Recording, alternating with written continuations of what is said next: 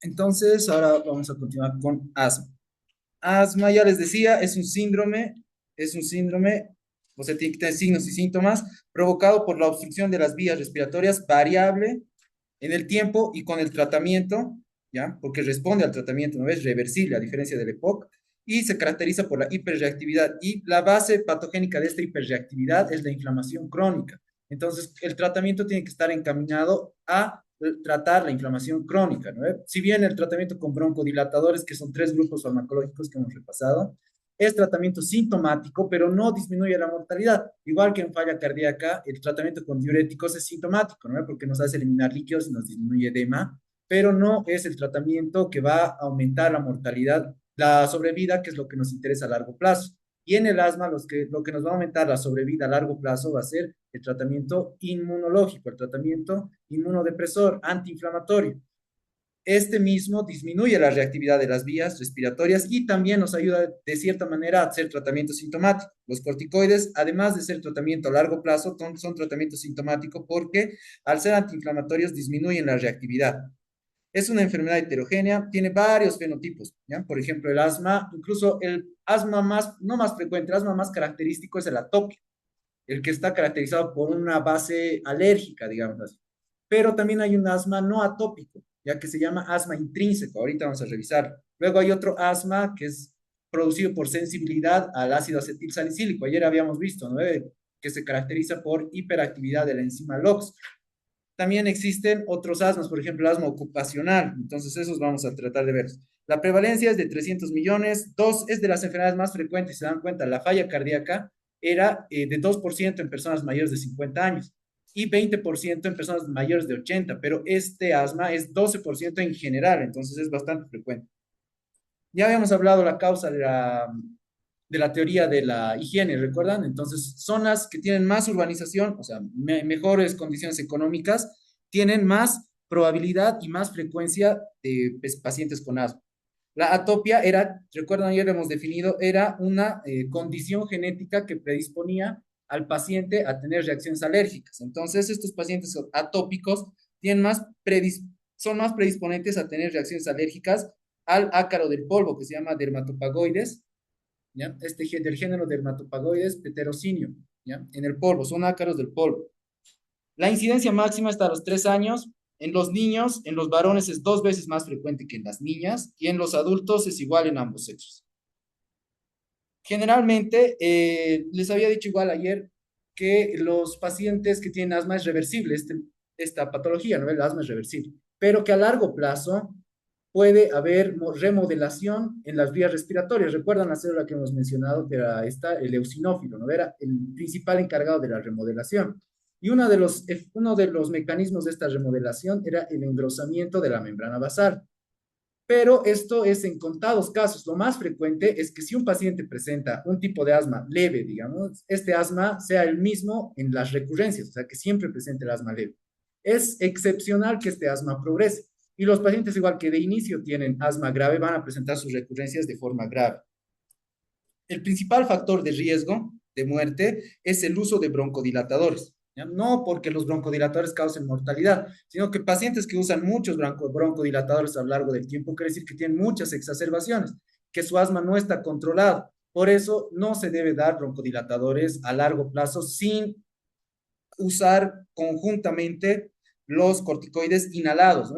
De inicio se usaban corticoides por vía sistémica, primero por vía oral, pero estos tienen reacciones adversas. No se olviden que la causa más frecuente de síndrome de Cushing es la exógena, ¿no? La causa exógena. Entre los factores de riesgo y desencadenantes hay que diferenciar a los dos. Los factores de riesgo van a ser los que van a generar el asma, por decirlo de una manera, van a ser la patogenia y la etiología del asma, y los desencadenantes van a ser los que un paciente ya tiene el asma y van a desencadenar la crisis. Entonces, entre los factores de riesgo, el principal factor de riesgo, creo que era una de las preguntas, es la atopia, ¿ya? La atopia es el principal factor de riesgo. Luego, estos pacientes se caracterizan también por tener otras reacciones atópicas, ¿no? Como la rinitis. 80% de los pacientes con asma tienen rinitis, o la dermatitis atópica igual. Y estos pacientes atópicos, les decía que es una predisposición genética a tener reacciones alérgicas, ¿no? Y uno de estos predisponentes hace que estos pacientes tengan concentraciones elevadas de inmunoglobulina E. Estos pacientes tienen concentraciones séricas elevadas de inmunoglobulina E. Y justamente dentro de los fármacos inmunoterápicos hay uno que se llama el omalizumab, y este es un anticuerpo monoclonal contra la inmunoglobulina E, ¿ya? El omalizumab. Luego ya habíamos visto la predisposición genética igual, ¿no? Que es poligenética, igual que la falla cardíaca, igual que la hipertensión. Está principalmente mediada por un linfocito T, ¿no? El linfocito T helper 2. Aquí la diferencia con el EPOC. El EPOC patogénicamente está mediado la reacción inmunológica por el T helper 1, ¿ya? Por el T helper 1. Y el T helper 1, vamos a ver, en EPOC tiene sus propias interleucinas y el T helper 2 tiene otras interleucinas. Y entre estas, las del T helper 2 están la 4, la 5, la 9 y la 3. Ya, estas igual, para estas se han desarrollado fármacos inmunoterápicos, ¿no? Que los hemos mencionado ayer, que los vamos a repetir. La enzima LOX, no se olviden, está hiperactivada en el asma sensible a ácido acetil salicílico, en el que se presenta la triada de Samtel, ¿no? No me olviden. Luego, las infecciones estarían relacionadas como factores de riesgo, pero más vamos a ver que están relacionadas con con el desencadenantes, o sea, pacientes que ya tienen asma, desencadenan una crisis asmática. Porque es difícil saber si estos son factores etiológicos, ¿ya? Porque, por ejemplo, se relaciona mucho al virus sincitial respiratorio como factor de riesgo, pero no olviden que el virus sincitial respiratorio es bastante frecuente en los recién nacidos, es la causa más frecuente de bronquiolitis, ¿ya? Las sibilancias en recién nacidos, principalmente en menos de 6 meses, se cataloga como bronquiolitis, ¿ya? Por ejemplo, las sibilancias en un niño de 2 años puede estar indicándonos asma, ¿no? Pero en un menor de 6 meses es muy probable que sea, o se la cataloga como bronquiolitis. Y el principal factor etiológico es el virus sincitial respiratorio. Entonces se relaciona mucho al virus sincitial respiratorio con la predisposición a tener asma. Y también a estas dos bacterias que son atípicas, ¿no? La clamidia, la clamidófila y el micoplasma, ambos neumónicos. Se llaman atípicos, no olviden, por su pared, ¿no? Tienen una característica en su pared, no tienen peptidoglicano, porque las bacterias se clasifican en gram positivos. Bueno, una manera de clasificarlos es en gram positivos y gram negativos, en relación al grosor de su pared, ¿no? Gram positivos, grosor mayor, gram negativos, grosor menor en la tinción de Gram, mientras que los micoplasmas y las clamidias tienen pared bien delgadita, o sea, no se tiñe, es difícil diferenciar. Por eso mismo es que se las llama típicas y porque no responden a los fármacos antibióticos más frecuentes, que son los que se usan en la pared, ¿no? Los betalactámicos, por ejemplo, se usan en la pared. Entonces, micoplasma y clamidia no responden a los fármacos que se usan en la síntesis de la pared, como los betalactámicos, los glicopéptidos, ¿ya? Estos, para el tratamiento de estos se usan los macrólidos, principalmente la citromicina es el tratamiento para el microplasma y la clamidia. Y esto se usa relacionado mucho igual con la predisposición a tener asma. Y la hipótesis de la higiene, ya lo habíamos mencionado, ¿no? El ambiente, la exposición a, a ácaros del polvo, la exposición a bacterias como por ejemplo la tuberculosis, ¿no? Sería protectora para las alergias, porque la tuberculosis, recuerden, tiene que virar los TGL cero, ¿ya? O sea, así se llaman TGL cero, tienen que virar hacia una de las dos vías o sea, es muy dicotómica esta división, pero algo genera de explicación en relación a la patogenia de las enfermedades como el asma, por ejemplo. Los T helper cero tienen que virar hacia una de las dos, o ser T helper 1 o ser T helper 2, en predominancia, ¿no? Un fenotipo que tenga este paciente en relación a su inmunidad. Y los pacientes que tienen tuberculosis hacen que la inmunidad vire en predominancia hacia la vía T helper 1 y entonces inhibe la T helper 2, ¿no? Al inhibir la T helper 2, ¿qué genera? Disminución de la predisposición a que este paciente tenga enfermedades alérgicas, ¿no? Sería protector en teoría, pero no existen pruebas estadísticamente significativas en ese sentido, ¿ya? Hay otro tipo de asma que se llama el asma laboral y se relaciona con la exposición. Es 10% de los adultos jóvenes que presentan asma tienen este tipo de asma. Existen 300 sensibilizantes descritos, pero los más frecuentes, y los menciona Harrison igual, son el isocianato de tolueno, ¿ya? Y el ozono, ¿ya? El isocianato de tolueno y el ozono. Y esto es característico en estos pacientes, la clínica de fin de semana. Recuerdan que una de las características de la definición de asma es que es reversible, ¿no? Y que es variable en el tiempo. Que sea variable en el tiempo quiere decir que puede ser estacional, o sea, hay pacientes que tienen solo asma en la primavera y estos pacientes que tienen asma relacionada a la exposición laboral tienen clínica durante la semana porque están trabajando y la clínica remite en el fin de semana. ¿Ya? Aquí falta remiten. La clínica disminuye el fin de semana. ¿Ya? Porque no están expuestos, pues justamente, ¿no? Esa es la característica del asma. La obesidad genera disminución de la capacidad de controlar el asma.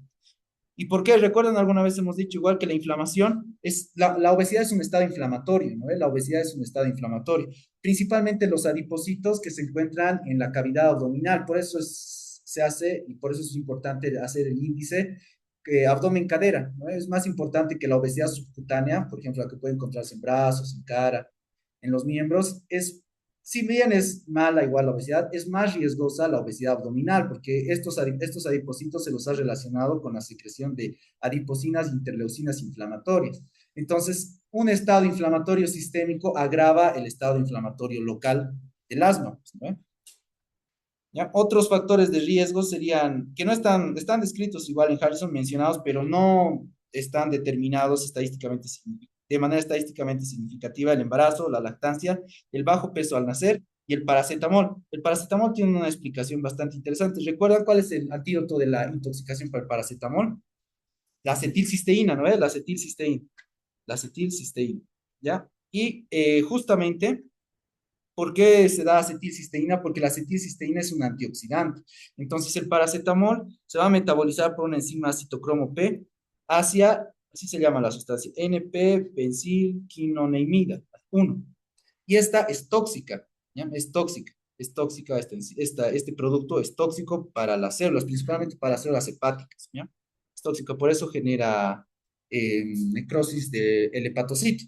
Y la acetilcisteína sirve como donante de glutatión. Glutatión. Y el glutatión es antioxidante. Entonces, por eso se usa acetilcisteína. Y también van a ver que se hacen nebulizaciones igual con acetilcisteína, ¿no ven? Porque es antioxidante, antiinflamatorio. Y la oxidación está bien relacionada con la inflamación, entonces sería antiinflamatorio. Entonces, el consumo de paracetamol en la madre, ¿qué generaría? Disminución de los antioxidantes, ¿ya? Y predisposición a tener más oxidación, más inflamación y que el desarrollo del producto se lleve en un medio inflamatorio, entonces que tenga más predisposición a que este niño desarrolle a la larga enfermedades inflamatorias, en este caso asma. ¿Ya? Luego ya les hablaba de esta asma intrínseca. Entonces, todo lo que hemos hablado es un asma inflamatoria, un asma alérgica, un asma relacionado con TGLP2, con inmunoglobulina E, con interleucinas 4 y 5 y todas estas, ¿no? Pero si se dan cuenta, todo lo que hemos hablado es sistémico, o sea que la inmunoglobulina E en estos pacientes, si la midiéramos, podría encontrarse un tanto elevada. Pero el asma intrínseca, y otra característica del asma que hemos hablado del asma atópica, es que se presenta en niños, ¿no? ¿En qué edad era más frecuente? 3 años, decía. Y el asma intrínseca se caracteriza porque es de presentación en adultos, es de comienzo tardío, ¿ya? Pero lamentablemente es un asma persistente más grave. Y los pacientes que la padecen generalmente no son atópicos, o sea, son pacientes que no tienen alergias, que no tienen dermatitis atópica, que no tienen rinitis. Y no tienen IgE sistémica elevada, o sea, no tienen IgE sistémica elevada, esto no, como en el asma atópico. Lo que sí tienen es IgE local, ¿ya? Local elevado, o sea, local donde en las vías respiratorias. Por eso, de inicio, al estudiar a estos pacientes, les han medido la IgE y han encontrado que era normal, por eso la llamaban asma no atópica. Pero luego han hecho biopsias, pacientes que padecían asma, se han hecho más estudios más actuales y han visto que si bien tenían concentraciones sistémicas normales, o sea, en sangre venosa, a nivel local, o sea, en una biopsia bronquial tenían IgE elevada, ¿ya? O sea, al fin y al cabo, igual estaban presentes los TGLP2 y este tipo de... para que lo suban.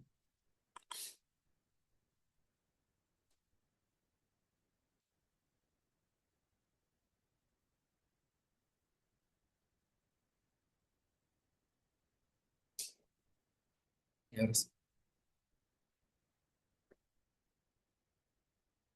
Entonces, el asma, ya habíamos dicho, es una enfermedad inflamatoria crónica, ¿no? Por eso el tratamiento son los corticoides inhalados. Entonces, hay un tipo de asma, que es el asma intrínseca.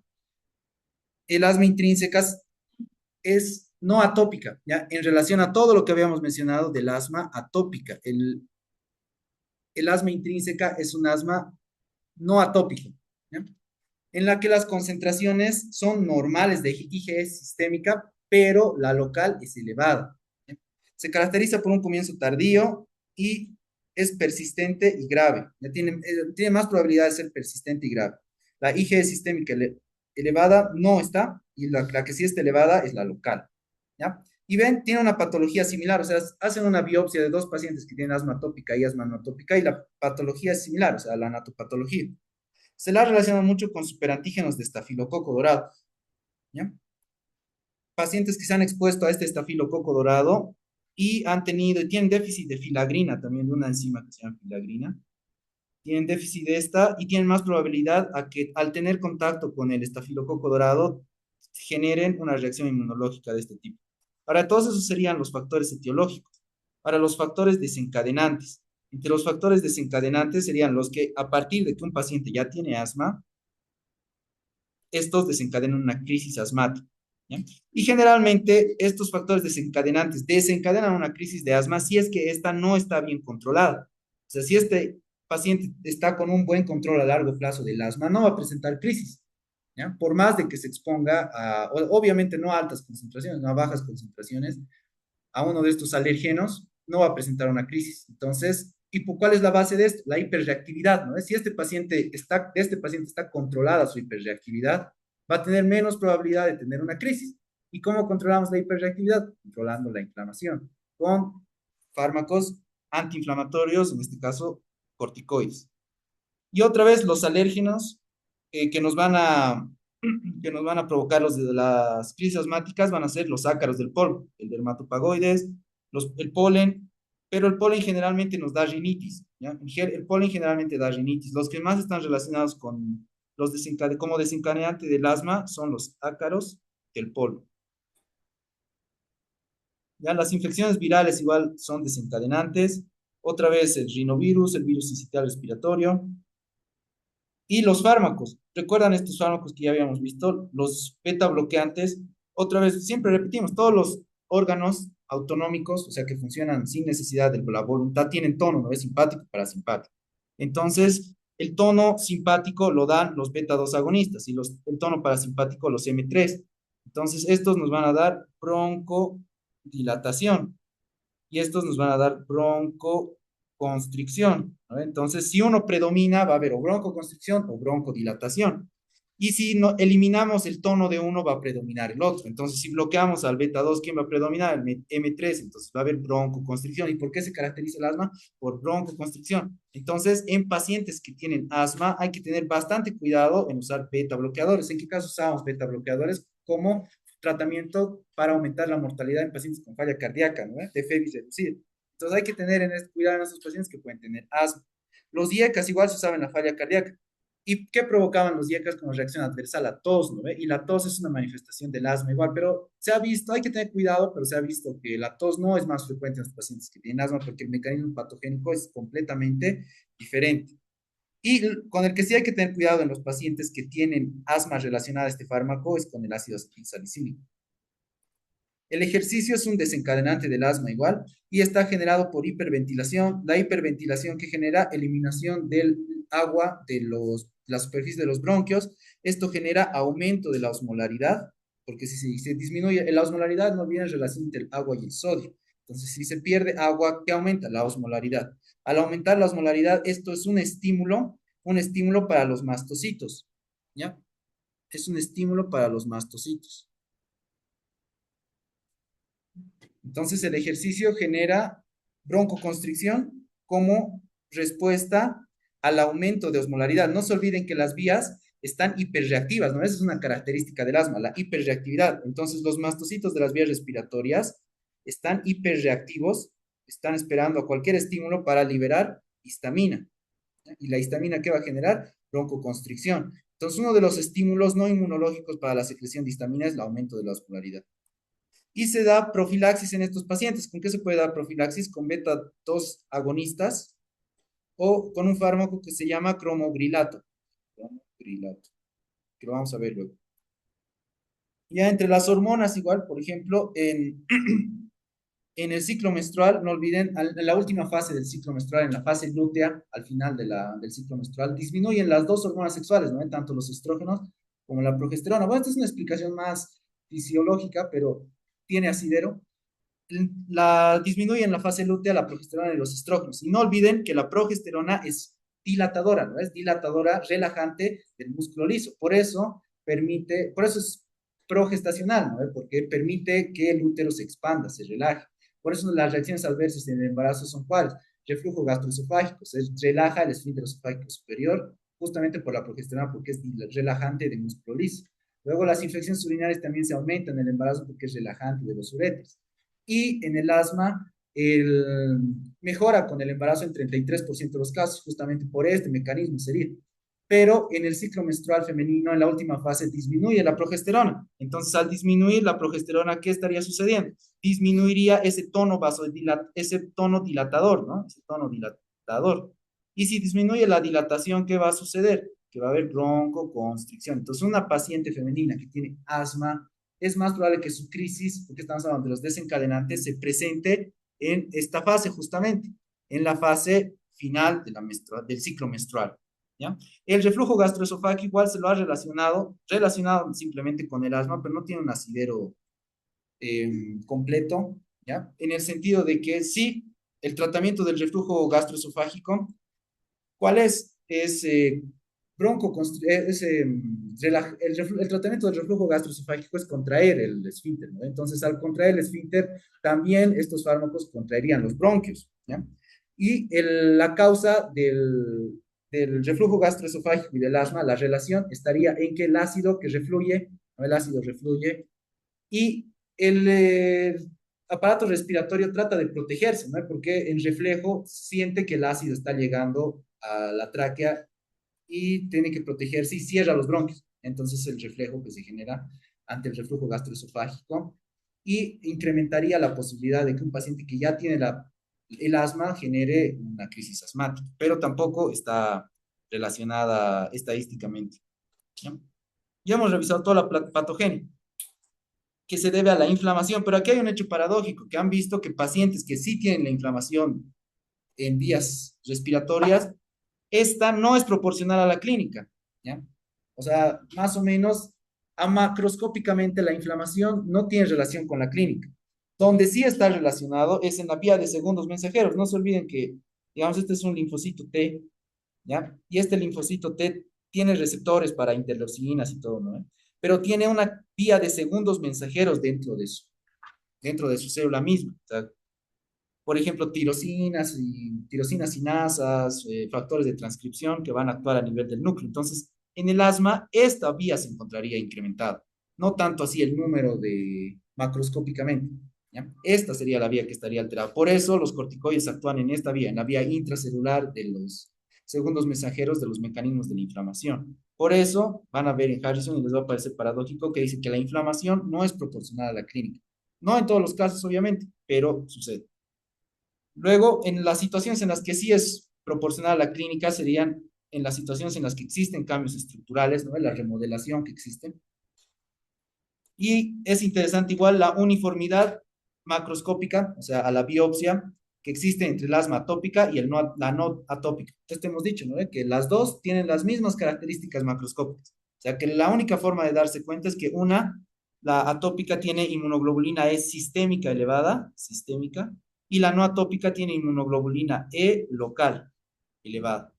¿Ya? Y la atópica también obviamente tendría local, o sea, las dos tienen local elevada, pero la atópica solo tiene sistémica también elevada. La sistémica solo está en la atópica y en la no atópica la sistémica está normal. ¿Ya? Entonces, ¿cuál era la causa de la hiperreactividad? Otra vez, la inflamación. Esta inflamación, no se olviden, la inflamación crónica genera remodelación, ¿no? Los fenómenos de inflamación crónicos como la artritis reumatoidea generan destrucción, remodelación, ¿no? Pérdida de función. La infiltración celular existe en esta inflamación, ya hemos visto, los eosinófilos de qué se encargan, eran los principales mediadores de la remodelación. ¿No? Si bien todos pueden participar, Harrison resalta que los principales en la remodelación son los eosinófilos, ¿ya? aumentan el grosor de la membrana basal. Aumentan el grosor de la membrana basal. Los neutrófilos en el asma se los ha relacionado con asmas graves, ¿ya? Con el asma grave y con el asma resistente a corticoides. Hay asmas que son resistentes a corticoides y en estos es en los que está indicado el tratamiento con fármacos inmunoterápicos. ¿Ya? Los mastocitos están relacionados con la secreción de histamina, no se olviden, de histamina. Las células dendríticas son las células presentadoras de antígenos, son las que en primera parte son las que ayudan a la sensibilización, ¿no ves? Son las que en la primera exposición han captado al alergeno que luego va a ser procesado, reconocido como extraño y en una siguiente oportunidad se va a reaccionar contra este. ¿Ya? Los linfocitos más importantes, T-helper 2, no se olviden, los T-helper 2, que secretan interleucinas 4, 5, 9 y 13, no se olviden, 4, 5, 9 y 13. Luego, ¿qué mediadores de la inflamación? Las citocinas. Hay citocinas del T-helper 2 y las del T-helper 1. ¿Ya? Las del T-helper 1 vamos a ver en EPOC, pero les adelanto son el factor de necrosis tumoral alfa, la interleucina 1B, ¿ya? Y la interleucina 8, la interleucina 17. Estas están más relacionadas con el EPOC y estas estarían en contra de la maduración del linfocito hacia T-helper 2. ¿No? Hemos dicho que los que estimulan a la formación del T-helper 2 inhibirían al T-helper 1 y viceversa. La tensión oxidativa, esto se relacionaba con el paracetamol, ¿recuerdan? El paracetamol. Y cualquier tensión oxidativa. Y el óxido nítrico, en este caso, es un marcador. ¿Recuerdan? Si bien el diagnóstico de asma es clínico y a partir de esto se confirma con pruebas funcionales, si el diagnóstico sigue siendo muy sugerente de asma y las pruebas espirométricas nos dan negativo, tenemos que seguir indagando. Y una medida luego, vamos a ver qué son las pruebas de provocación, ¿no? Porque este paciente es hiperreactivo. Entonces va a responder con mayor intensidad a las pruebas de provocación. ¿Y con qué se hacen estas pruebas de provocación? Con broncoconstrictores, ¿ya? Se hacen con metacolina, que es un agonista parasimpático, no el parasimpático es el que genera broncoconstricción, entonces la metacolina va a generar broncoconstricción y más broncoconstricción en pacientes que son hiperreactivos. ¿Y quiénes son hiperreactivos? Los asmáticos. ¿Ya? Si bien en un paciente normal van a generar broncoconstricción, la broncoconstricción va a ser mayor en los pacientes que tienen hiperreactividad, o sea, otra vez, los asmáticos. Entonces, la histamina y la metacolina se usan para estas pruebas. Y otra prueba que se usa, que ya la habíamos mencionado al final, es la fracción de expresión de óxido nítrico. ¿Ya? Con la fibrosis generada por los eosinófilos está relacionada este mediador que se llama el factor de crecimiento transformante beta. Ya saben, en inglés es al revés. El músculo liso está hipertrofiado, ¿ya? Y está hipertrofiado principalmente por este mediador que es el factor de crecimiento derivado de las plaquetas. Luego, la hipersecreción mucosa se relaciona bastante con la interleucina 13. Ayer igual ya les había dicho un fármaco que bloquea al receptor de la interleucina 13, se llama lebrikizumab, ¿no? Lebrikizumab. ¿Ya? Y ahora la regulación neurológica igual es importante, porque no olviden que aquí, digamos, nos encontramos en un epitelio bronquial, el epitelio bronquial, que es ciliado, ¿no ves? Cilíndrico, ciliado, pseudoestratificado. Este epitelio está inervado, tanto por el simpático como por el parasimpático. Y en este caso, la inervación simpática se las da el nervio vago. Entonces, los pacientes que tienen menos probabilidad de mantener estas uniones intercelulares, o sea, que se descaman estas células, van a tener a los nervios expuestos. Y estos nervios estas ramas del nervio vago van a generar un reflejo vagal. ¿Y de qué se encarga el vago? De la broncoconstricción, ¿no? Entonces, el reflejo vagal está de manera muy amplia relacionada con la broncoconstricción. ¿Y qué neurotransmisor se relaciona con el reflejo vagal? La sustancia P, ¿ya? La sustancia P. Y encaminado a esto está el tratamiento también con antimuscarínicos. No se olviden por qué va a secretar, qué neurotransmisor va a secretar el nervio vago. El nervio vago va a secretar acetilcolina, ¿no ve? Que va a actuar sobre el músculo liso, que va a estar aquí, liso, en los receptores M3 y van a generar constricción. Y el tratamiento para esto son los anticolinérgicos. Dos bromuros, el bromuro de hipatropio y el bromuro de tiotropio, ¿ya? El bromuro de hipatropio, se puede dar cada 6 a 12 horas, ¿ya? Y el tiotropio cada 12 a 24 horas. Se pueden acordar por el orden de lista, ¿no? I es más antes, menos, digamos, 6 a 12, y T sería más después, más grande, 12 a 24, ¿ya? Luego, en la fisiología se caracteriza principalmente el asma. Ya habíamos dicho que se dividen las enfermedades respiratorias funcionalmente de dos maneras, ¿no? Restrictivas y obstructivas. El asma es característicamente obstructivo, ¿ya? Limitación al flujo, obstructivo. Y se lo mide con el FEV1, el volumen expirado forzado en el primer segundo. Y con la PEF, con el flujo expiratorio máximo, ¿ya? En inglés es flujo expiratorio pico, ¿ya? Flujo expiratorio pico o máximo, que es el máximo que se puede expirar en un segundo, ¿ya? Los pacientes tienen como su inhalador de salbutamol, tienen igual un medidor de esto que se llama el medidor de flujo pico, y se hacen cada 6 horas, están midiendo, soplan a eso y ahí les dice un valor. Y ese valor tienen que relacionarlo durante todo el día. Durante todo el día, el valor no tiene que ser mayor a 20. Lo normal es que la variación sea menor a 20.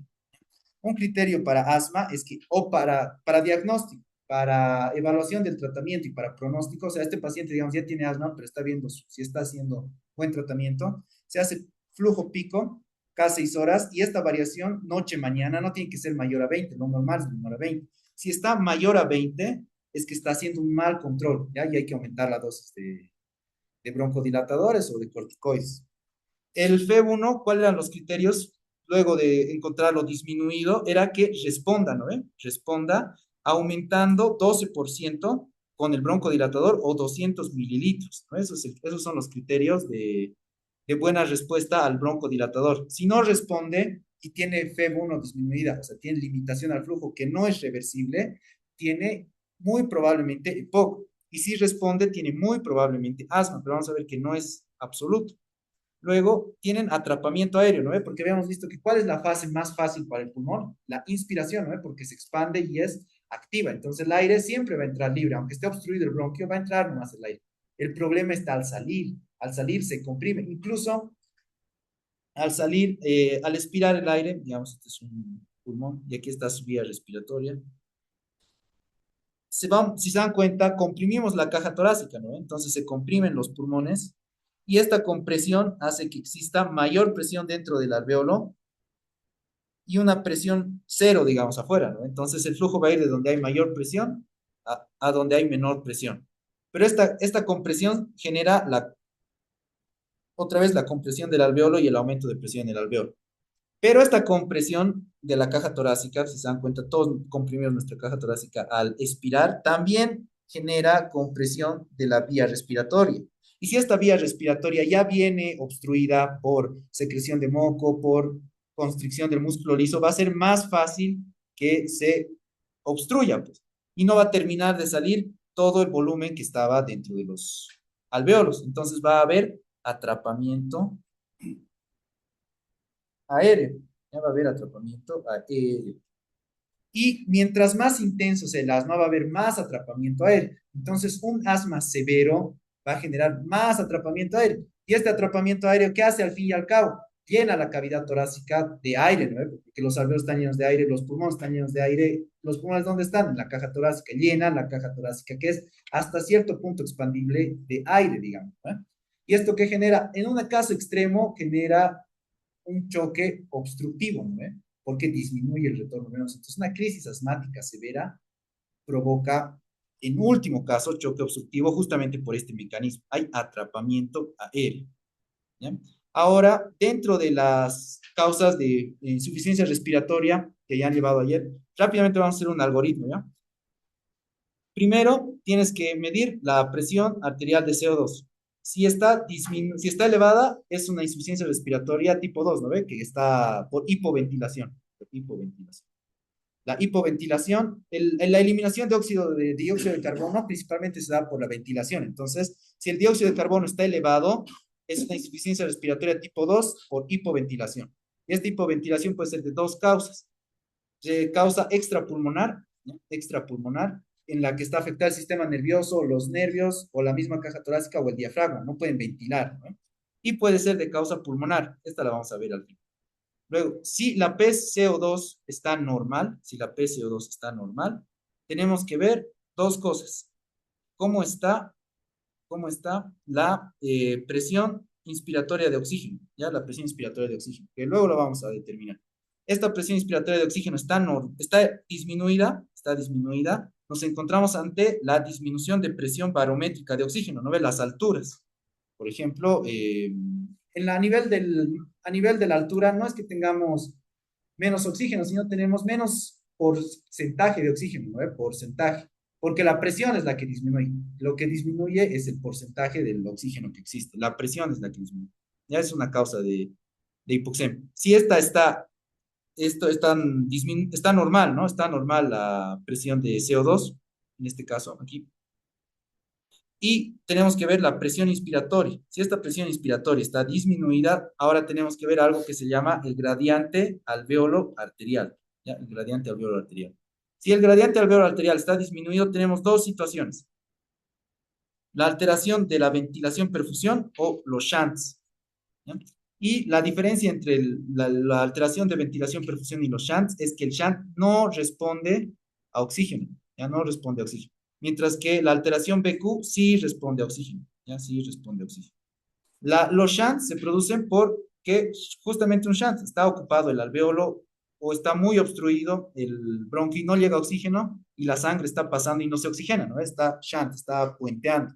Mientras que en la BQ, la alteración BQ, ventilación-perfusión, hay una alteración, pero que no llega al shunt. O sea, puede haber una broncoconstricción que hace que no llegue el oxígeno al alveolo, pero que al fin y al cabo está llegando a algo de aire y se está perfundiendo al fin, se está oxigenando la sangre, ¿ya? O que sea al contrario, como en el TEP, que esté bloqueado el flujo a pesar de que exista ventilación del alveolo adecuada, ¿ya? Entonces, en el asma, ¿qué tipo de alteración tenemos? Primero, tenemos una alteración BQ, ¿no ve? Porque no está total, a no ser que sea grave el asma y esté totalmente cerrado el bronquio.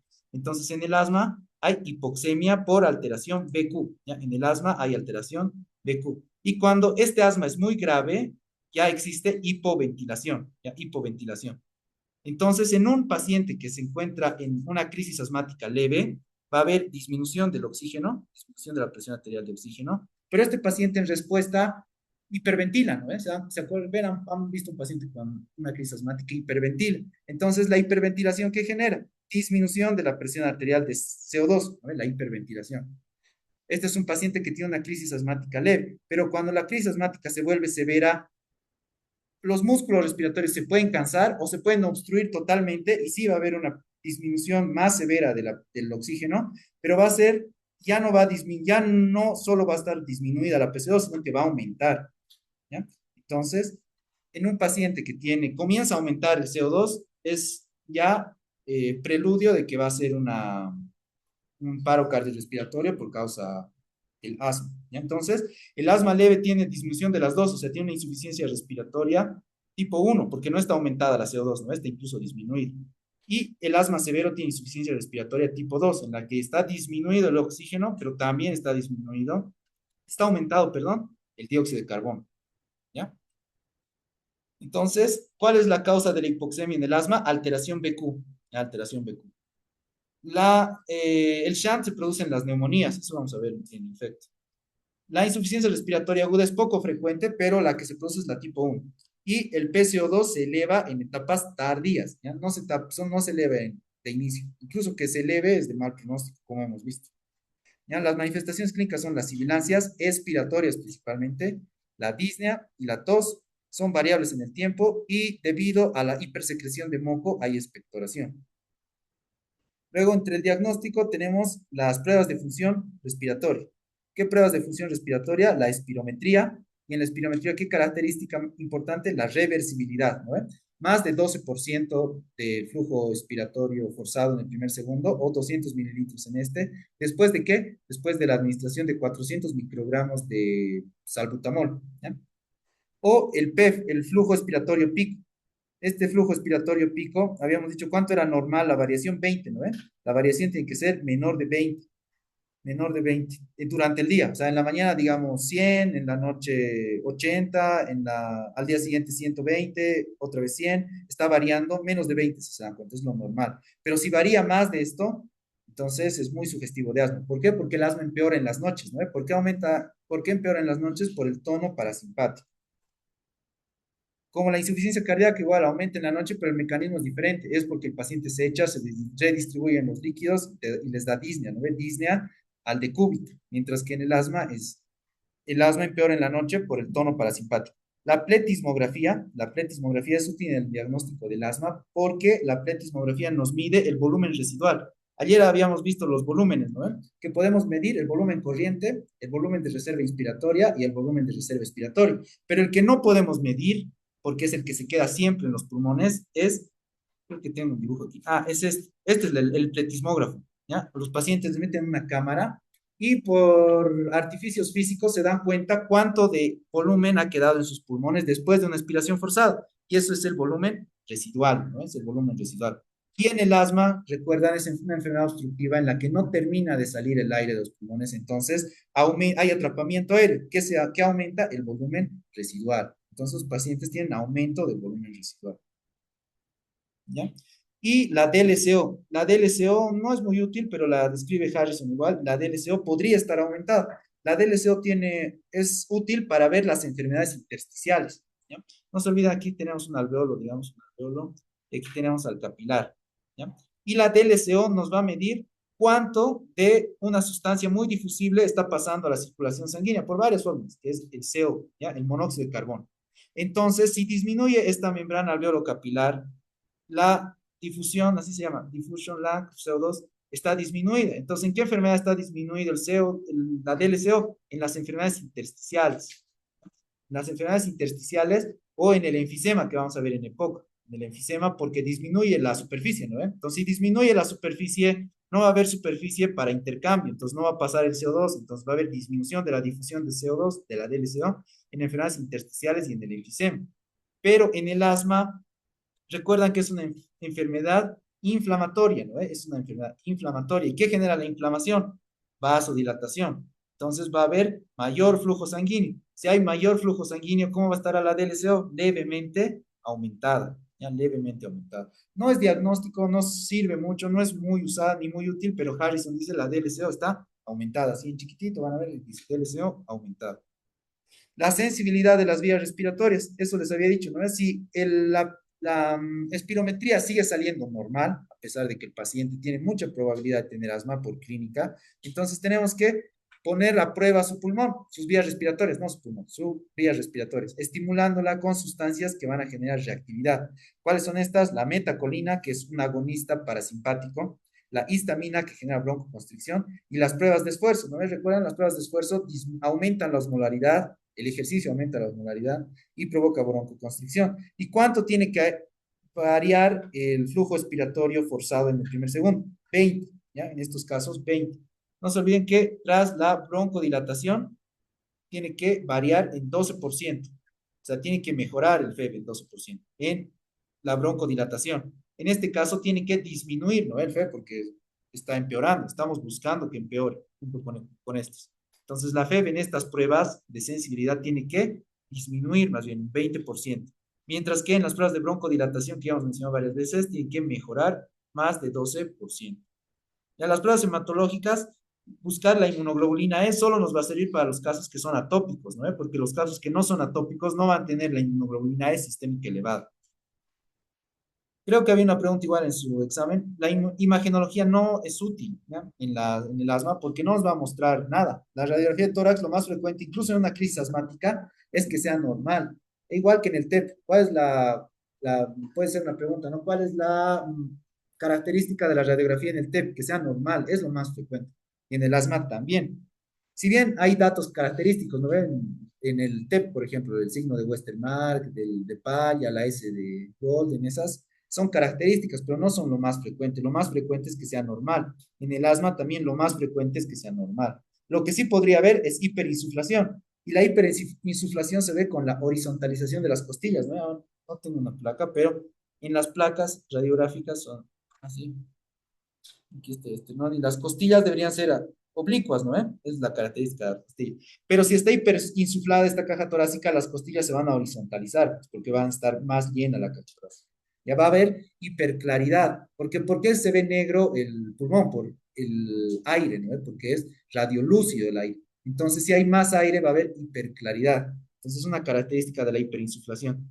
Aumento de la claridad, horizontalización de las costillas, descenso del diafragma, porque el diafragma debería estar aquí, ¿no?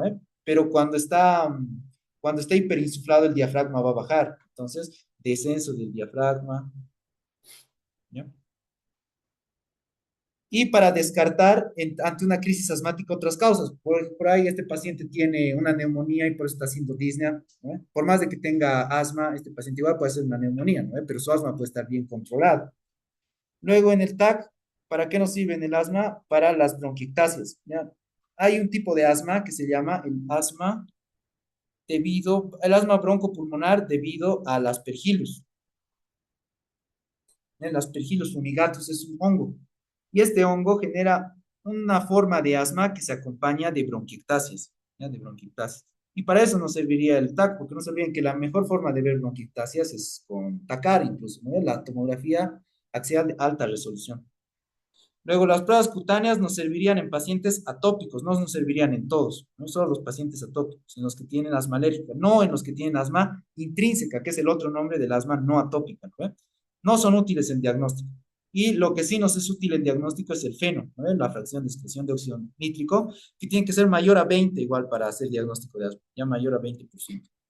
Los diagnósticos diferenciales se hacen con obstrucciones de la vía respiratoria alta, pero la manera de diferenciarlos es porque estas obstrucciones siempre tienen estridor al respirar, ¿ya? Tienen estridor. Mientras que en el asma, ¿cómo eran los ruidos respiratorios? Eran la presencia de sibilancias expiratorias, ¿no? Expiratorias. En el asma se hace confirmación con espirometría. Y recuerdan el asma cardíaca provocada por la insuficiencia cardíaca. En el asma también hay obstrucción de las vías respiratorias. En la falla cardíaca también hay obstrucción. ¿Y cómo se diferenciaba? Porque los dos provocan disnea. Lo hacíamos gracias a un laboratorio que se llamaba los péptidos natriuréticos, ¿no? Que tienen valor predictivo negativo para causas cardíacas. Entonces, si están normales o disminuidos o en cero, descartamos la causa cardíaca, ¿no? Descartamos la causa cardíaca. Entonces, si están normales, puede que sea asma esta causa de disnea. Entonces, hay que hacer el despistaje ¿con qué? Con espirometría. Si la espirometría no sale normal, pruebas de función respiratoria, extracción de excreción de óxido nítrico y una de estas nos va a salir normal. Y los pacientes con EPOC, 15% tiene asma. Entonces, estos pacientes, vamos a ver, tienen una mezcla de las dos. Ahora, el tratamiento.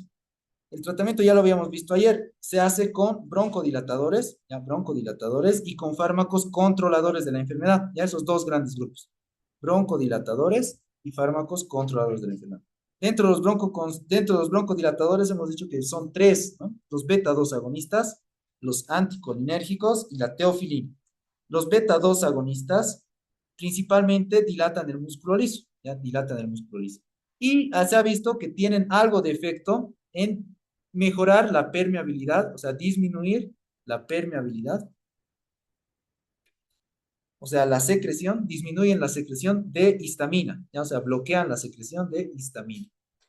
Entonces serían antiinflamatorios leves, ¿ya? Pero no son antiinflamatorios a largo plazo. Entonces solo nos sirven para las crisis agudas, no para las crisis, para el tratamiento a largo plazo, ¿ya?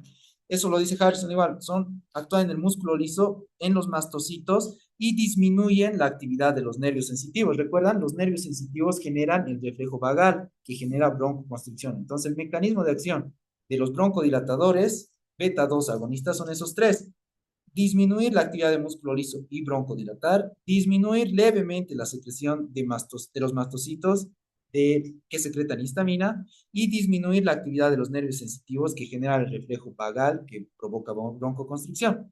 ¿Ya? Esos tres son los mecanismos de acción de los beta 2 agonistas. Entre sus efectos secundarios, era una pregunta igual creo, el más frecuente es el temblor y las palpitaciones, ¿ya? Y la hipopotasemia. Es otro efecto secundario, la hipopotasemia. ¿Por qué? Porque los beta 2 agonistas estimulan la bomba de sodio de potasio, ¿ya? Por si acaso, estimulan la bomba de sodio de potasio y recuerden que la bomba de sodio de potasio mete potasio, ¿no? Entonces, al meter potasio, va a haber hipopotasemia. Y eventualmente provocan tolerancia. Y para disminuir esta tolerancia la provocan porque saturan a los receptores beta 2, ¿ya? Saturan a los receptores beta 2. Entonces necesita formar más receptores beta 2. ¿Y quién estimula la formación de receptores beta 2? Los corticoides inhalados. Entonces, es uno de los mecanismos igual por lo que nos sirven los corticoides inhalados, porque aumentan los receptores beta 2 para que en estos actúen el salbutamol, el salmeterol, estos, y provoquen broncodilatación, ¿ya? Broncodilatación. Ahora veremos los cuáles eran, recordaremos los broncodilatadores, eran de beta 2, eran de acción corta, eran de acción larga, y dentro de la acción larga habían dos, ¿no ven? Los de acción más larga. Los de acción corta también eran de acción rápida. Su efecto era por 3 a 6 horas e iniciaba en 30 minutos. Y aquí tenemos al salbutamol principalmente, salbutamol. Y en Harrison le llaman albuterol también, albuterol. Los americanos le llaman albuterol. Los de acción larga van a ser de 12 horas de duración y de 24 horas de duración. Aquí van a estar el salmeterol y el formeterol. Y aquí van a estar el indacaterol. ¿Ya? Entonces tenemos esos tres. Estos se usan para el tratamiento a corto plazo, para una crisis asmática, ¿no? Un paciente que está con su asma controlada, pero sabe que va a hacer ejercicio y se pone. Entonces ya hace su ejercicio tranquilamente. Mientras que estos se usan para el tratamiento a largo plazo. Pero no se olviden, nunca solo, siempre con corticoides inhalados.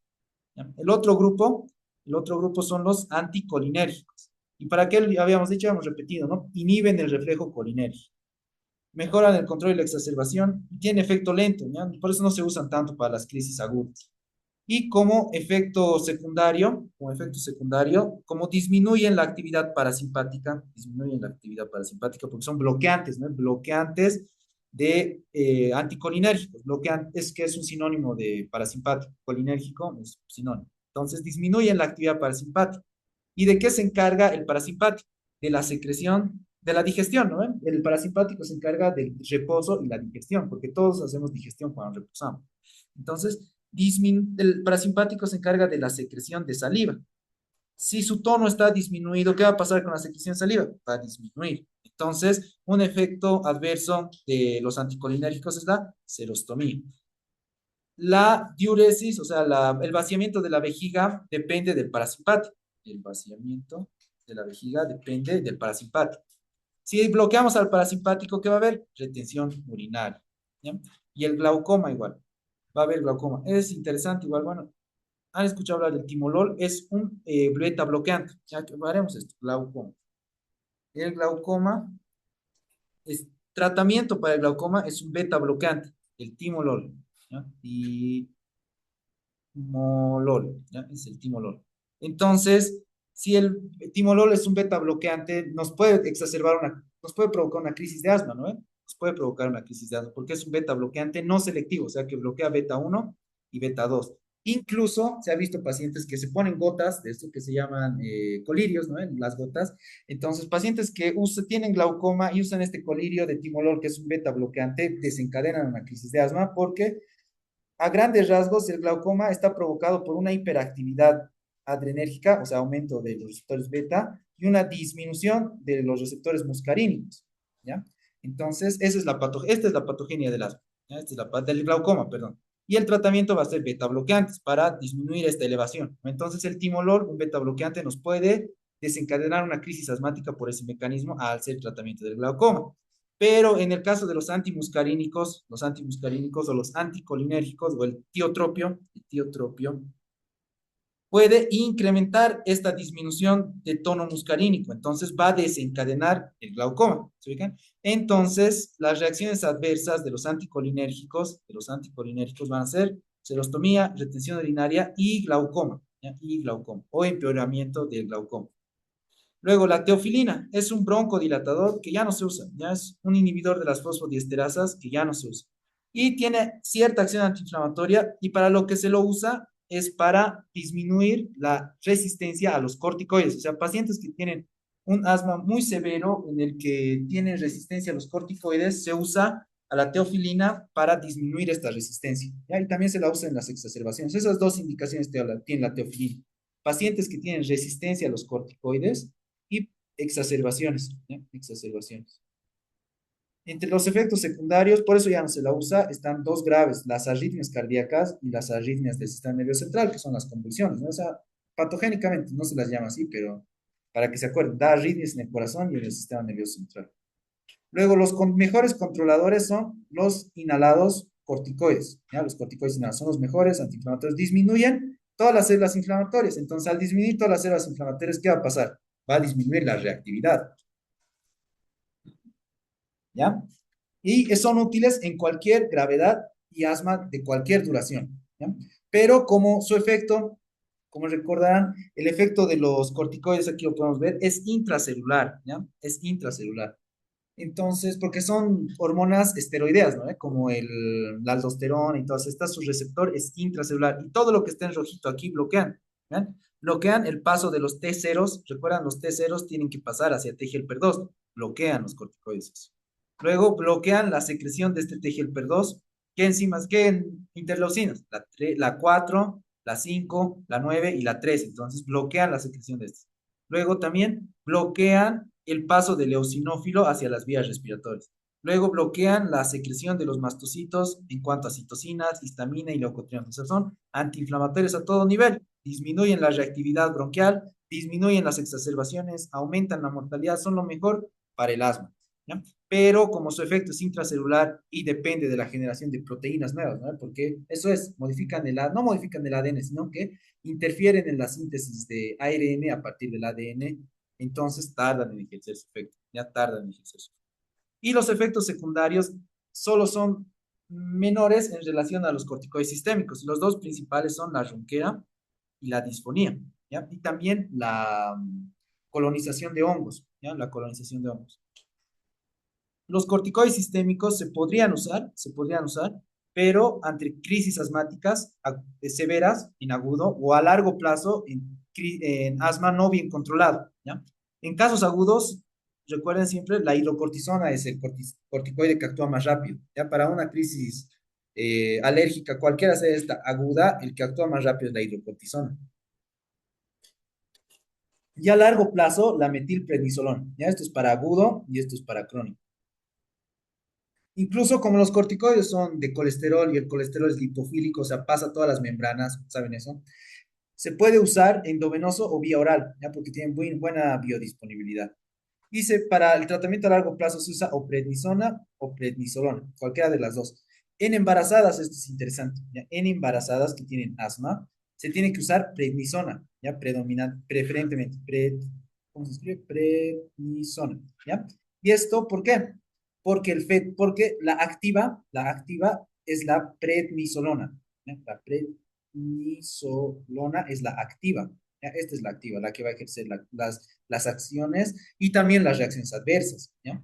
Y en el feto no existe la enzima que va a transformar la prednisona a la prednisolona. Ya no existe la hidroxilasa que la va a transformar. Entonces el feto se va a quedar ¿con qué? Con prednisona y la prednisona es inactiva, ¿ya? Entonces no va a tener efecto porque no necesitamos efecto en el feto porque no tiene asma y tampoco va a generar reacciones adversas, pero sí en la madre, porque la madre sí tiene esta enzima, la madre, pero el feto no. Entonces en embarazadas, como los corticoides pasan la placenta, preferentemente se tiene que usar prednisona, ¿ya? Y en pacientes que no están embarazadas, independientemente de las dos. Y recuerden, el tratamiento de los corticoides, han debido ver, se tiene que disminuir gradualmente, ¿no? Por la inhibición que generan. Entonces, en estos casos no es necesario disminuir gradualmente, ¿ya? Generan disminución por una retroalimentación. Recuerden rápido, vamos a revisar esto. En el hipotálamo se secreta la CRH, ¿no? El estimulante de corticotropina. La hipófisis, la ACTH. Y en la adrenal, el cortisol, ¿ya? Esto es lo normal y es un ciclo de retroalimentación. Si esto aumenta, esto disminuye, ¿no? Y esto disminuye. Pero si nosotros estamos dando un símil al cortisol, como la prednisona o cualquiera sea esta, estamos aumentando un pseudocortisol, pues, llamémoslo así, está mal, pero llamémoslo así. ¿Y esto qué va a generar? Disminución de CRH, disminución de ACTH y disminución de cortisol adrenal. Y si quitamos esta prednisona, el cortisol, ¿cómo va a estar? Bajo, pues entonces vamos a producir una crisis, en un caso extremo, ¿no? Teórico, una crisis addisoniana, ¿no? Porque el síndrome que se caracteriza por disminución de cortisol es el síndrome de Addison, recuerden. El síndrome de hiperfunción adrenal es el de COM, ¿no ve? Hay mucha aldosterona. Y el de déficit de adrenal, de corteza adrenal, es el de Addison. Entonces, vamos a generar un hipocortisolismo. Y el hipocortisolismo, no se olviden, el cortisol es una hormona del estrés, entonces el organismo no va a poder responder ante el estrés. ¿Ya? Entonces, por eso hay que disminuir gradualmente el corticoide exógeno, para que esta CRH tenga tiempo a ir elevándose poco a poco y el cortisol se eleve poco a poco. ¿Ya? Siempre van a ver que en los tratamientos de corticoides a largo plazo se disminuye cada semana el 5 a 10%, lentamente. Mientras que como en el asma solo se usa de 5 a 10 días, no se necesita disminuir gradualmente. Ya esto dice Harrison, igual por eso se los menciono. Y los dos fármacos más que no son broncodilatadores, pero son coadyuvantes, son los antileucotrienos y las cromonas, ¿no? El cromogrilato de sodio. Se lo usa el cromogrilato para una sola indicación, para la profilaxis, ¿ya? Para la profilaxis a la si ya se presenta el fenómeno de broncoconstricción, no lo va a revertir, pero sí es útil para la profilaxis. Y los antileucotrienos, que teníamos dos, ¿no? Los inhibidores, los bloqueantes del receptor de leucotrienos, que son los Lucast, ¿no? El Monte Lucast, el Safir Lucast y el Pram Lucast. Y los inhibidores de la síntesis, estos son del receptor, y los inhibidores de la síntesis de la enzima LOX, que es uno solo, el C-Leuton. ¿Ya? Eso. Pero no se usan mucho más en niños, en el asma pediátrica es donde se usa. ¿Ya? Entonces ahora pasaremos al EPOC, vamos a hacer una parte de EPOC y el resto mañana junto con derrame pleural. Entonces el EPOC se caracteriza y se diferencia del asma porque tiene síntomas persistentes, no olviden eso, persistentes. Y es no reversible, no es reversible. Y al igual que el asma es un síndrome de obstrucción crónica. Entonces ya tenemos dos síndromes de obstrucción crónica, el adulto, el asma y el EPOC. Y tiene, como todo síndrome, clínica y pruebas laboratoriales. Dentro de las pruebas laboratoriales, la espirometría. Y en la espirometría, ¿qué encontramos? Obstrucción, obstrucción, ¿ya? Obstrucción. ¿Y cómo vemos esta obstrucción? Con disminución de la FEV1, ¿ya? De la FEV1, que no responde a beta 2 agonistas, ¿ya? Obstrucción que no responde a beta 2 agonistas. Y es secundaria a la exposición de agentes externos. El principal agente externo relacionado con el asma es el humo del tabaco, ¿ya? El humo del tabaco. Luego, tiene presentación variable dependiendo de la anatomopatología, ya dependiendo de la anatomopatología. Puede tener tres formas patológicas: el enfisema, la bronquitis y la enfermedad de vías respiratorias. ¿Ya? Antes solo se hablaba de la bronquitis y el enfisema, pero en Harrison ahora ya claro, igual que hay una tercera forma, que es la enfermedad de vías respiratorias pequeñas. Se considera vías respiratorias pequeñas a las que miden menos de 2 milímetros de diámetro, por si acaso. ¿Ya? Y la bronquitis afectaría a las que miden más de 2 milímetros de diámetro y el enfisema afecta al parénquima, a los alveolos y a los bronquiolos respiratorios. ¿Ya? Entonces, afecta a todo el árbol bronquial, si se dan cuenta. La bronquitis a las vías respiratorias de más de 2 milímetros, que son generalmente la décima división, ¿no ven? Si recuerdan, la tráquea se divide en bronquio izquierdo, bronquio derecho, cada bronquio en bronquios lobares para cada lóbulo, cada bronquio lobar en bronquios segmentarios, bronquios subsegmentarios, y luego bronquios cuaternarios, luego bronquiolos respiratorios y así. Y de estos, los que miden más de 2 milímetros generan clínicamente la bronquitis. Los que miden menos, la enfermedad de vías pequeñas, y cuando se afecta a los bronquiolos respiratorios, que generalmente son la 16ª división, junto con los alveolos se provoca el enfisema, ¿ya? Que es la destrucción de los alveolos. Ahora, dentro de la patogenia, lo principal es la limitación al flujo, ¿ya? La limitación al flujo. Y esta limitación al flujo se puede deber a dos causas: al enfisema y a la enfermedad de las vías respiratorias. Ahora la vamos a explicar por qué. Recuerdan que la inspiración es un fenómeno activo, ¿no? Y la expiración es un fenómeno pasivo. Entonces, ¿de qué depende la expiración? Este es un pulmón y está formado por fibras elásticas, ¿no? Cuando se expande, ¿qué pasan con estas fibras? Se distienden, ¿no? Se distienden y van a estar así estiradas, esperando a qué, a rebotar, digamos, una liga, ¿no? Cuando se distiende. Pero, ¿qué pasa en el enfisema? En el enfisema hay destrucción de estas, y ya no se van a estirar igual, sino que están destruidas, están rotas, ¿ya? Entonces son como ligas rotas. El enfisema, en otras palabras, están por todo lado así, y están enfisematosas, pues están destruidas, ¿ya? Creo que aquí hay una imagen patológica, ¿ya? A ver, espérenme 2 segundos, ahorita les voy a mostrar. Está aquí, ¿ya? Entonces el pulmón se ve de esta manera. Están ahí, ahí. Entonces se ve dilatados, están destruidos los alveolos, ¿ya? Entonces ya no va a haber la elasticidad, están destruidas justamente, vamos a ver en la patogenia, las fibras de elastina, ¿ya? Las fibras de elastina son las que están destruidas.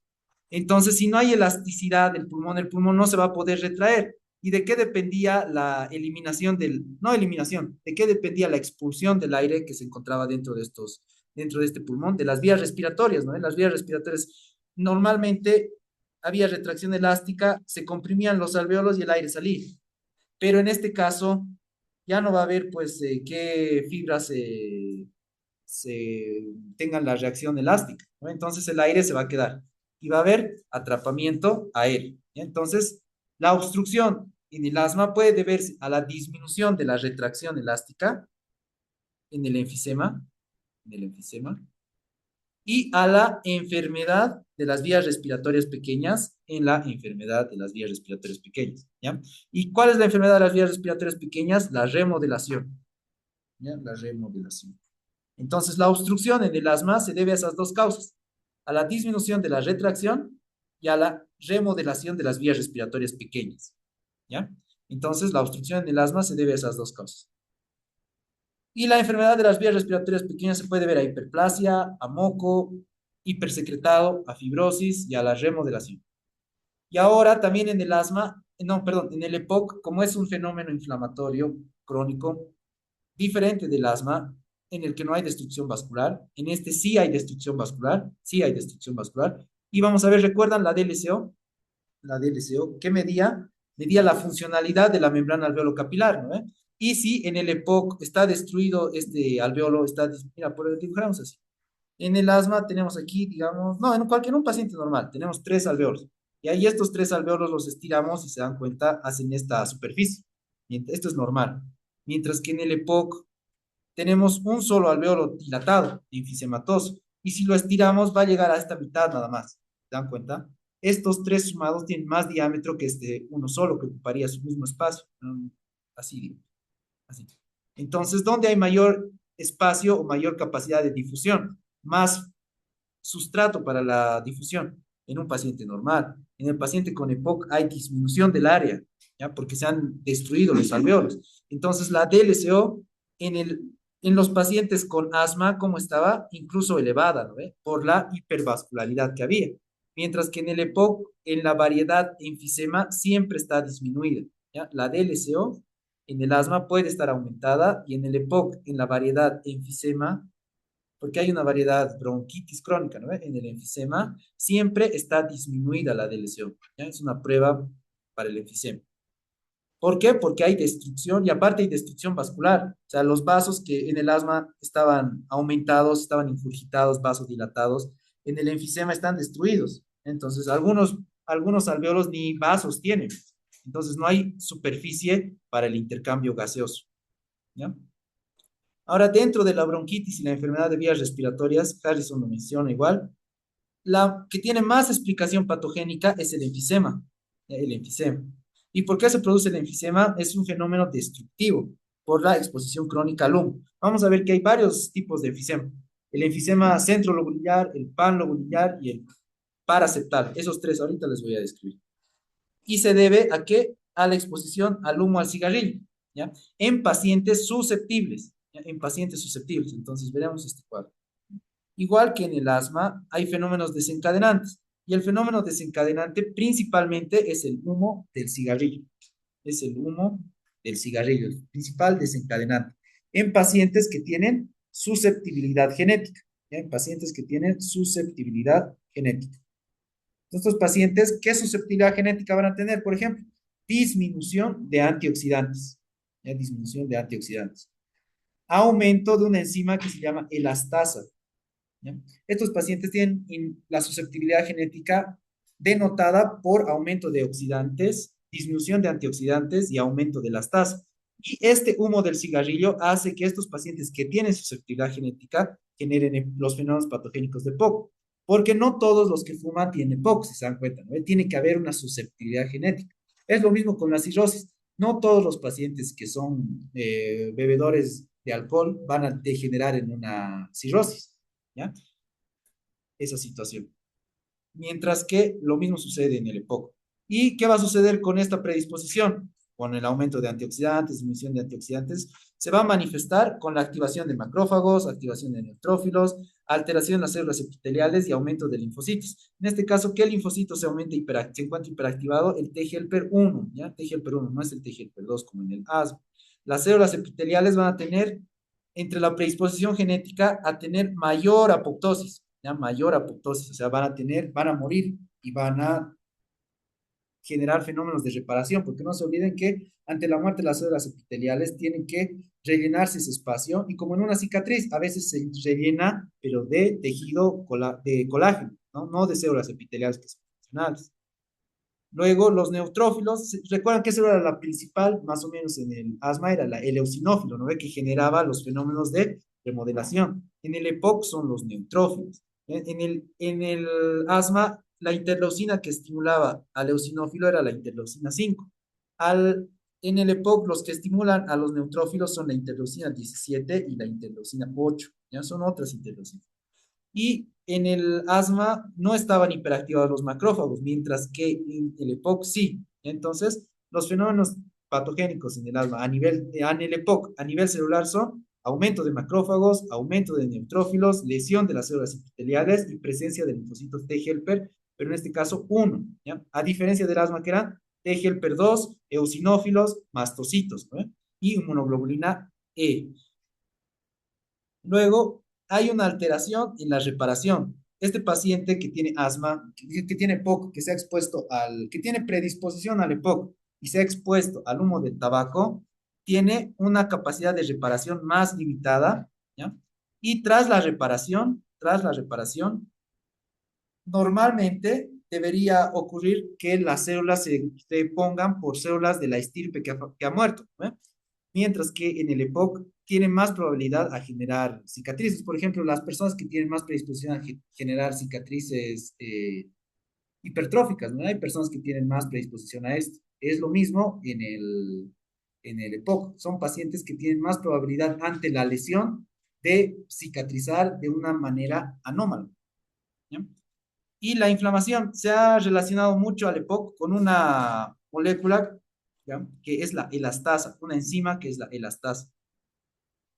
Incluso había una teoría, la elastasa antielastasa. Se decía que los pacientes que tienen elevadas concentraciones de elastasa tenían más probabilidad de tener EPOC. Y si tenían menos cantidades de una enzima que la degrada la elastasa, y la elastasa degrada a la elastina, ¿no? Y de esta manera se forma el enfisema. Entonces, antes se decía que un paciente con EPOC o tenía aumento de elastasa o tenía disminución de antielastasa. Pero ahora ya se han visto que existen otros mecanismos, ¿ya? Por ejemplo, el déficit de una enzima que se llama alfa-1 antitripsina, ¿ya? La alfa-1 antitripsina degrada a la elastasa, ¿ya? Y al degradar a la elastasa, se evita que la elastasa degrade a la elastina. Entonces, pacientes que tienen déficit de elastasa tienen más probabilidad de hacer EPOC en su variedad enfisema, ¿ya? Pero no es la única vía de lesión. No es la única vía de lesión. Ahora, esto nos lleva a la patología que la vamos a revisar, que es el enfisema. ¿Ya? El enfisema habíamos dicho que afecta a quién? Al parénquima pulmonar, ¿no? Al parénquima pulmonar. ¿De qué estaba formado el parénquima pulmonar? De bronquiolos respiratorios y de alveolos, porque son donde se lleva a cambio el intercambio gaseoso. Entonces, este parénquima pulmonar estaba infiltrado de macrófagos en 5 veces la concentración, dice Harrison, de los pacientes normales, de linfocitos CD8 y T-helper 1, ya CD8 y T-helper 1. Y hay tres tipos de enfisema: el enfisema centrolobular, el enfisema panlobular y el enfisema paraseptal, ¿ya? El enfisema centrolobular es el que afecta a los pacientes que consumen tabaco, ¿ya? Y característicamente afecta a los lóbulos superiores y es focal. Por ejemplo, de estos tres, aquí no sé si pueden ver, está más negro arriba, ¿no ven? ¿Ven? Ahí, ¿no ven? Está más negro arriba y ese es el enfisema porque es un atrapamiento aéreo, ¿no? Entonces el atrapamiento aéreo es este. Porque ven, estos deberían ser, estos son los tabiques interlobulares, estos tabiques interlobulares. Y en el consumo de tabaco, en el enfisema centrolobular, están afectados los lóbulos superiores, ¿ven? Están dilatados a comparación de los de abajo. Aquí creo que se ve mejor, vean. Este de aquí es un acino, un lobulillo, y este de aquí es otro. Y abajo están normales, mientras que arriba están dilatados, ¿ya? Ese es el enfisema centrolobular característico de lóbulos superiores en pacientes que fuman, ¿ya? Pero hay otro tipo de enfisema también relacionado con el EPOC, pero se puede presentar en pacientes que no fuman o si fuman es más temprana la presentación. Estos son pacientes que tienen déficit de esta enzima, ¿no ve? De la alfa-1 antitripsina y se caracteriza por afectar a la totalidad de los pulmones o a los lóbulos inferiores, que es este caso. ¿Vean? Aquí lóbulo de aquí está más, el lobulillo está más dilatado en relación al de arriba, ¿ya? Entonces, este es un paciente que debe tener déficit de alfa-1 antitripsina. Y hay otro que es el paraceptal, que está en las superficies pleurales, ¿ya? En las superficies pleurales, vean, esta es la pleura mediastínica. Entonces ahí están, y este es el enfisema paraceptal, que no está relacionado ni con el tabaco ni con el, el déficit de alfa-1 antitripsina.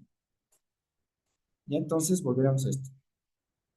Ahora, el tabaco lesiona a las vías respiratorias de varias maneras, ya de varias maneras. Activa múltiples vías de inflamación, estimula el estrés oxidativo, y esto es interesante, inhibe a una enzima que se llama histona desacetilasa.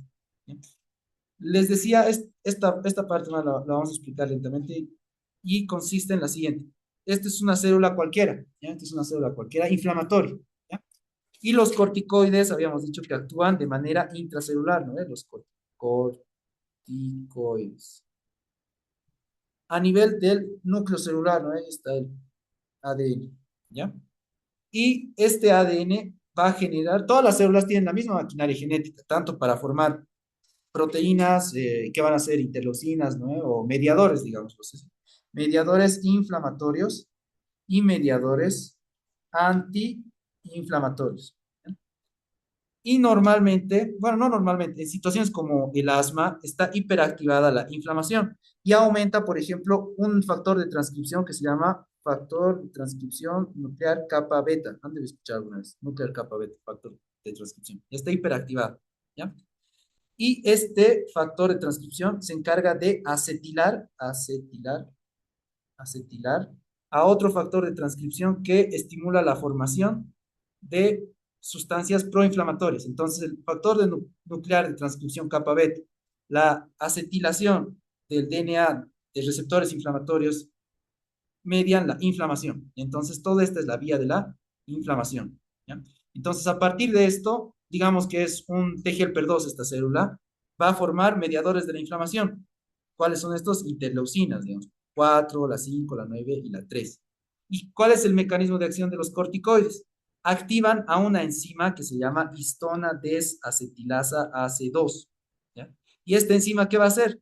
Va a desacetilar al factor de transcripción que estaba acetilado y al desacetilarlo lo inactiva.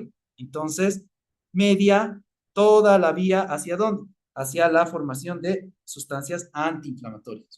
Ese es el mecanismo, en realidad, un poco más complicado es, pero este es el mecanismo de acción de los corticoides, ¿ya? Y se ha visto que en el tabaco va a inhibir a esta, ¿ya? La inhibe. Y si la inhibe, ¿qué va a pasar con toda la vía? Se va a ir hacia la vía inflamatoria, ¿no? Todo se va a ir hacia lo inflamatorio. Entonces, la histona desacetilasa es la que media el mecanismo de acción de los corticoides, ¿ya? Y el tabaco inactiva a la histona desacetilasa C2, ¿ya? Y de esta forma, ¿qué genera? Activación de genes inflamatorios, secreción de interleucina. Este caso que les decía es el asma, ¿ya? Está mal, o sea, no está mal, pero no estamos en ese contexto. Nos iremos al contexto del EPOC. Este sería un TGLP1 y estaría secretando interleucinas del EPOC, ¿no? Interleucina 8, interleucina 17, factor de necrosis tumoral, alfa. Entonces, aquí estamos en esas. interleucina 8, factor necrosis tumoral alfa. Esto es la metaloproteinasa 12, o sea, que va a ser una enzima como la elastasa que va a degradar al alveolo, ¿ya? Y va a provocar enfisema. Ahora también se ha visto que el asma, esto lo menciona Harrison, igual tendría un mecanismo autoinmune, ¿ya? Porque se han encontrado anticuerpos antielastina, antielastina. Como en la artritis reumatoidea hay anticuerpos contra la membrana sinovial, es un fenómeno autoinmune y se destruye la membrana sinovial. En el EPOC tal vez habría un mecanismo autoinmune en el que habrían anticuerpos contra la elastina y al destruir la elastina se provocaría enfisema. ¿Ya? Y en todo el tabaco, estamos en las lesiones que provoca el tabaco, ¿no? El tabaco aquí, el tabaco provoca esto. Provoca también pérdida de la integridad epitelial. Y si hay pérdida de la integridad epitelial, ¿qué va a haber? Lesión ciliar, el tabaco lesiona los cilios, ¿no?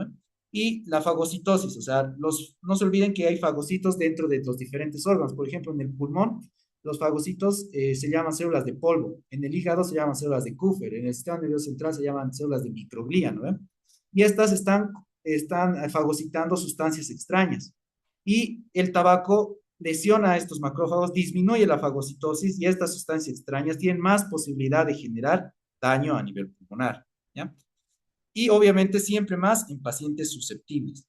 Ahora, la lesión de estos cilios hace que no pueda eliminarse el moco, ¿no ves? Se forma un moco más denso. Y un moco más denso, difícil de eliminar, hace que los pacientes con EPOC tengan más probabilidad de hacer infecciones respiratorias.